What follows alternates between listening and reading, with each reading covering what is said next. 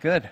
Okay, welcome back to Conference Live. I'm here with Lachlan MacQuarrie from Oxford Properties. Thank you so much for being with us. Thank you. How are you? I'm great. Well, first of all, congratulations. You just won our Lifetime Achievement Award. Thank you very much. How does that feel, and how long have you been in this industry?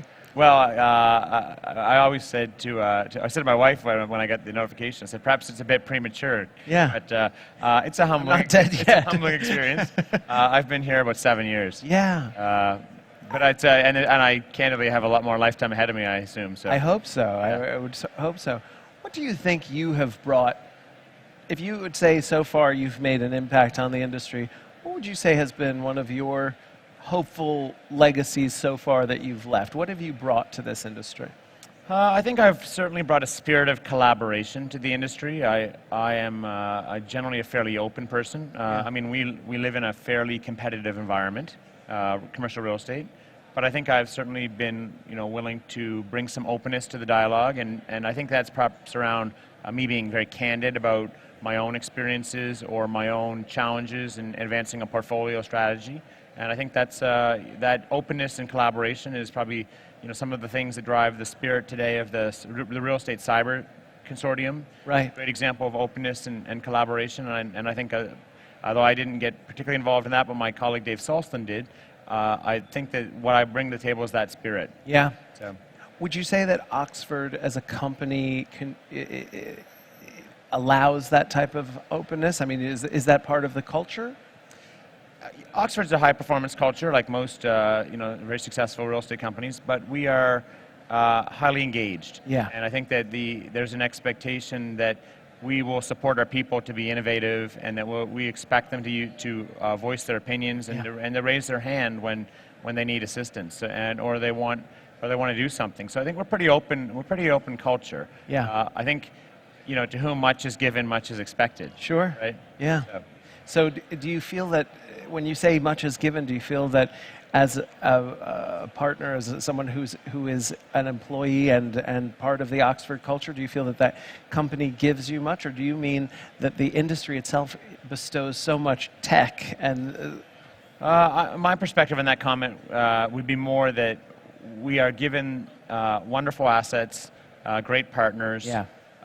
We work in great cities and we have great colleagues, and so I think when you bring those together, the expectation is that we'll work hard to drive great success in our building performance, in our financial results on behalf of our pensioners. And Yes. so I think that it isn't a culture that's driven off of a single shareholder. It's driven off of 450 to 500,000 pensioners of Ontario. Yeah. And so there's a genuine interest to support that success, and so I think that's what I would say. To whom much is given, much is expected. Yeah, you expect a lot of yourself because Expect a lot of ourselves. Yeah. We are given a lot of great resources, and we're given the ability to be successful and help Oxford be successful. So we have to make sure that we, give back in our own way. 7 years ago in 2012. Yeah. This was a different conference. Yeah, I think so. I think there's a lot of maturity that's come about. I think. What do you notice? I mean, what are your impressions now versus then? I would say certainly the show floor is bigger than ever. So Sure. we have more vendors, suppliers, contractors, consultants here. Right. We also have a different attendee. I think as I look amongst even my own team of people at Oxford, we probably have 23 people here, and those include people like myself on the service side of our business, but they also involve the VP of retail. They Yeah. also involve a building operator in a building. So we've got a real cross section, and so I think that the conference is evolving in a way that you can no longer just issue strategy and edict and expect the translation to occur. And so what I'm Right. seeing more and more are people coming to the conference at different levels that are the kind of people who actually have to do something with it. Right. So they're not just people coming in, interpreting and analyzing a strategy or an opportunity and then bringing it back to the fold. I think more and more people are bringing the right people to the table who actually can run with an idea and don't have to go through a translation. But there's a stronger sense that cross-section of people allows for a greater appreciation of the purpose or the goal of smart buildings. Right. Not just this is what it means. Yeah. Once again, your idea of collaboration. There are a lot more shareholders in. A lot more. Yeah, absolutely. Yeah. As you look forward now, having made the impact that you've made, what excites you most? What gets you charged and engaged and excited? I think what gets me excited is the notion that many of the foundations of smart building technologies have come to the forefront. Yeah. People now are starting to understand what the building blocks are, and we're seeing people who are delivering the end device technology and innovation that's going to change workplace behavior, or the ability to do and interpret analytics in a way that we can do interesting things with our customers. Right. So what we're seeing is that maturity that's taking us more and more towards full automation. More and more, the extreme would be, autonomous buildings that do it all, and I don't think that's where we'll land, but we will certainly land on systems that are able to learn much more effectively, and our people, they'll still have a role, and that role will be predominantly focusing on our customers. Yeah. And what's that customer experience? And as we shift from pure automation and efficiency into the ability to drive experiences or even interact with customers, not just on how they use our space, from a customer using a landlord space, but how we enable their businesses differently. So if we can change that dialogue, I think this is where this conference is going to ultimately go.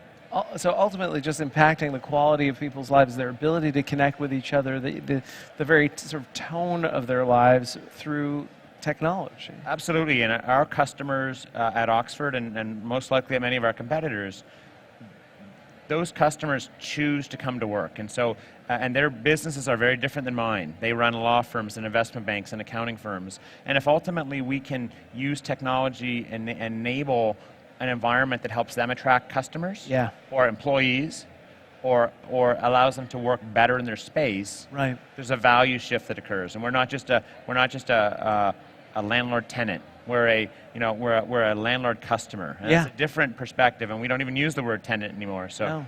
Yeah. Well, on behalf of the industry and on behalf of Realcomm, I just want to say thank you for bringing that collaborative spirit, that open and people improving spirit in what you do, what Oxford does. It's an exciting time for technology because you start to really be able to feel the impact on people's lives that all of this makes. Any last thoughts as we wrap up and begin to get almost all the way through the first day of Realcomm 2019? I think it's super exciting. I think that come to Realcomm, bring people who can do something with it, embrace that the world is going to be different, and we're going to play a role in it. Yeah. So, Lachlan, thank you so much. Thank you very much. Cheers. Lachlan MacQuarrie, VP of Real Estate Management from Oxford Properties.